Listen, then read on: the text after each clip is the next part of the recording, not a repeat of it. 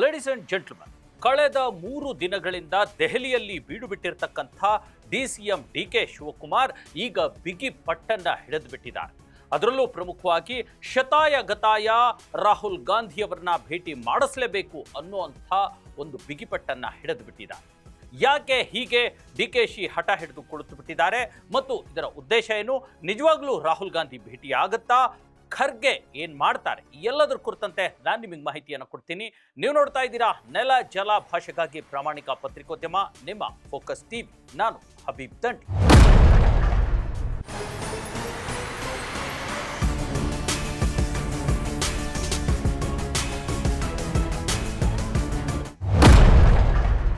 S ವೀಕ್ಷಕರೇ, ರಾಜ್ಯ ರಾಜಕಾರಣದ ದಿಕ್ಕು ಮತ್ತೆ ಬದಲಾಗ್ತಾ ಇದೆ. ಕಾಂಗ್ರೆಸ್ ಪಕ್ಷದಲ್ಲಿ ಕುರ್ಚಿಯ ಕಾಳಗ ತೀವ್ರ ಸ್ವರೂಪಕ್ಕೆ ಏರ್ಬಿಟ್ಟಿದೆ, ತಾರಕಕ್ಕೆ ಏರ್ಬಿಟ್ಟಿದೆ. ಶತಾಯ ಗತಾಯ ಈ ಬಾರಿ ಕುರ್ಚಿಯನ್ನ ಹಿಡಿಲೇಬೇಕು, ಸಿಎಂ ಗಾದಿಯನ್ನ ಹತ್ತಲೇಬೇಕು ಅನ್ನುವಂಥ ನಿಟ್ಟಿನಲ್ಲಿ ಡಿಸಿಎಂ ಆಗಿರ್ತಕ್ಕಂಥ ಕೆಪಿಸಿಸಿ ಅಧ್ಯಕ್ಷರು ಆಗಿರುವ ಡಿಕೆ ಶಿವಕುಮಾರ್ ದೆಹಲಿಯಲ್ಲಿ ಬೀಡು ಬಿಟ್ಟುಬಿಟ್ಟಿದ್ದಾರೆ. ಕಳೆದ 3 ದಿನಗಳಿಂದ ಕೆಪಿಸಿಸಿಯ ಅದರಲ್ಲೂ ಎಐಸಿಸಿಯ ಹಲವಾರು ನಾಯಕರೊಂದಿಗೆ ಸತತ ಭೇಟಿಯನ್ನ ಮಾಡ್ತಾನೆ ಬರ್ತಾ ಇದ್ದಾರೆ. ಅದರಲ್ಲೂ ಪ್ರಮುಖವಾಗಿ ಸೋನಿಯಾ ಗಾಂಧಿ ಆಪ್ತರಾಗಿರ್ತಕ್ಕಂಥ ಅಂಬಿಕಾ ಸೋನಿ ಮತ್ತು ಕಪಿಲ್ ಸಿಬಲ್, ಮಣಿಶಂಕರ್ ಅಯ್ಯರ್, ಇದಷ್ಟೇ ಅಲ್ಲದೆ ಕೆ.ಸಿ. ವೇಣುಗೋಪಾಲ್ ಮತ್ತು ತಮ್ಮದೇ ಅತ್ಯಾಪ್ತ ಬೆಳಗ ಆಗಿರ್ತಕ್ಕಂಥ ಕೆಪಿಸಿಸಿಯ ಉಸ್ತುವಾರಿ ಕೂಡ ಆಗಿರ್ತಕ್ಕಂಥ ರಣದೀಪ್ ಸಿಂಗ್ ಸುರ್ಜೇವಾಲಾ ಜೊತೆಗೂ ಹಲವು ಸುತ್ತಿನ ಮೀಟಿಂಗ್ಗಳನ್ನು ಮಾಡಿದ್ದಾರೆ ಅನ್ನುವಂಥ ಮಾಹಿತಿ ದೆಹಲಿಯಿಂದಾನೇ ಕೇಳಿ ಬರ್ತಾ ಇದೆ. ಇದರ ಜೊತೆಗೆ ಈಗಾಗಲೇ ಎಐಸಿಸಿಯ ಅಧ್ಯಕ್ಷರು ಆಗಿರ್ತಕ್ಕಂಥ ರಾಜ್ಯದ ಹಿರಿಯ ರಾಜಕಾರಣಿ ಮಲ್ಲಿಕಾರ್ಜುನ ಖರ್ಗೆ ಅವರೊಂದಿಗೂ ಕೂಡ ಭೇಟಿಯನ್ನು ಮಾಡಿದ್ದಾರೆ, ಚರ್ಚೆಯನ್ನು ನಡೆಸಿದ್ದಾರೆ ಅಂತ.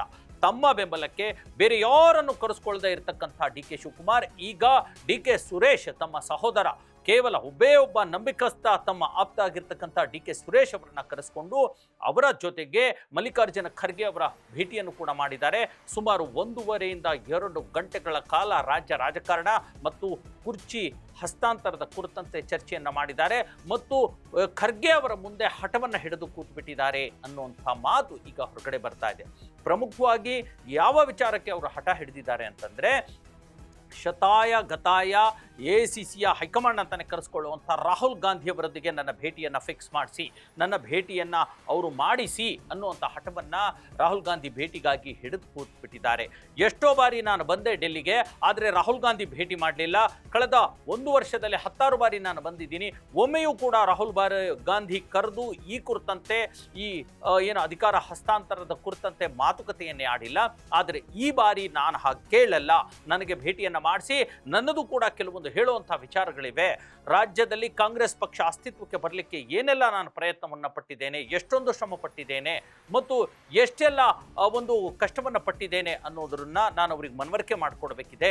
ಅದರ ಜೊತೆಗೆ ಪಂಚರಾಜ್ಯ ಚುನಾವಣೆಗಳಲ್ಲಿ ನಾನು ಏನೆಲ್ಲ ಕಷ್ಟಪಟ್ಟಿದ್ದೇನೆ, ತಮಿಳುನಾಡಾಗಿರಲಿ, ಕೇರಳ ಆಗಿರಲಿ, ಅಸ್ಸಾಂ ಆಗಿರಲಿ, ಈ ಕುರಿತಂತೆ ಎಷ್ಟೆಲ್ಲ ರೀತಿಯ ಸಂಪನ್ಮೂಲ ಕ್ರೋಢೀಕರಣ ಮತ್ತು ಬೇರೆ ಬೇರೆ ರೀತಿಯ ಪಕ್ಷಕ್ಕೆ ಹೆಲ್ಪ್ ಮಾಡುವಂಥದ್ದು ಎಲ್ಲವೂ ಕೂಡ ಕೆಪಿಸಿಸಿ ಅಧ್ಯಕ್ಷನಾಗಿ ನಾನು ಎಷ್ಟೊಂದು ಕಷ್ಟಪಟ್ಟಿದ್ದೇನೆ ಅನ್ನೋಂಥದ್ದು ಮನವರಿಕೆ ಮಾಡಬೇಕು ಅನ್ನುವಂಥ ನಿಟ್ಟಿನಲ್ಲಿ ರಾಹುಲ್ ಗಾಂಧಿಗೆ ಅವರು ಹಠ ಹಿಡಿದು ಭೇಟಿ ಮಾಡಲಿಕ್ಕೆ ಕೂತು ಬಿಟ್ಟಿದ್ದಾರೆ. ಹಾಗಾಗಿ ಸದ್ಯಕ್ಕೆ ಈಗ ಮಲ್ಲಿಕಾರ್ಜುನ ಖರ್ಗೆಗೆ ಒಂದು ರೀತಿಯ ಪ್ರಾಣ ಸಂಕಟ ಎದುರಾಗಿದೆ, ಒಂದು ರೀತಿಯ ಧರ್ಮ ಸಂಕಟ ಎದುರಾಗ್ಬಿಟ್ಟಿದೆ. ಈ ಕಡೆ ರಾಹುಲ್ ಗಾಂಧಿ ಅವರದ ಆರ್ಡರ್ಸ್ ಏನೋ ಇರುತ್ತೆ, ಅದನ್ನು ಕೂಡ ಹ್ಯಾಂಡಲ್ ಮಾಡಬೇಕು ಖರ್ಗೆ ಅವರು. ಈ ಕಡೆ ಡಿ ಕೆ ಶಿವಕುಮಾರ್ ಅವರ ಪಟ್ಟಿದೆಯಲ್ಲ, ಸಹೋದರರ ಪಟ್ಟು, ಅದನ್ನು ಕೂಡ ಅವರು ಪಾಲನೆ ಮಾಡೋದಕ್ಕೆ ಸಾಧ್ಯ ಆಗದೇ ಇರುವಂಥ ಪರಿಸ್ಥಿತಿ ಇದೆ.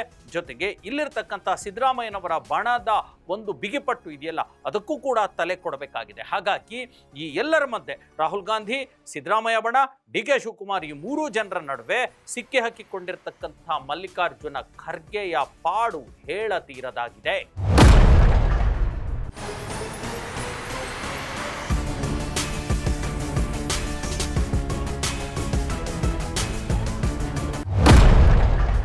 ಹಾಗಾದ್ರೆ ಏನಾಗುತ್ತೆ ಪರಿಣಾಮ? ಶೀಘ್ರದಲ್ಲೇ ಗೊತ್ತಾಗುತ್ತೆ, ಕಾದು ನೋಡೋಣ. ಡಿ ಕೆ ಬ್ರದರ್ಸ್ ತಮ್ಮ ಪಟ್ಟನ್ನು ಸಡಲಿಸ್ತಾರಾ? ಹೋಗಿರ್ತಕ್ಕಂಥ ಕೆಲಸ ಮಾಡ್ಕೊಂಡೇ ಬರ್ತಾರಾ? ಕುರ್ಚಿಯ ಭರವಸೆಯನ್ನ ಪಡ್ಕೊಂಡೇ ಬರ್ತಾರಾ? ರಾಹುಲ್ ಗಾಂಧಿ ಯಾವ ರೀತಿ ಅವರಿಗೆ ಪ್ರತಿಕ್ರಿಯೆ ಕೊಡ್ತಾರೆ? ಎಲ್ಲದ್ರ ಕುರಿತಂತೆನೂ ಮುಂದಿನ ದಿನಗಳಲ್ಲಿ ಅಪ್ಡೇಟ್ ಕೊಡ್ತೀನಿ. ಅಲ್ಲಿವರೆಗೂ ನೋಡ್ತಾ ಇರಿ ನೆಲ ಜಲ ಭಾಷೆಗಾಗಿ ಪ್ರಾಮಾಣಿಕ ಪತ್ರಿಕೋದ್ಯಮ ನಿಮ್ಮ ಫೋಕಸ್ ಟಿವಿ.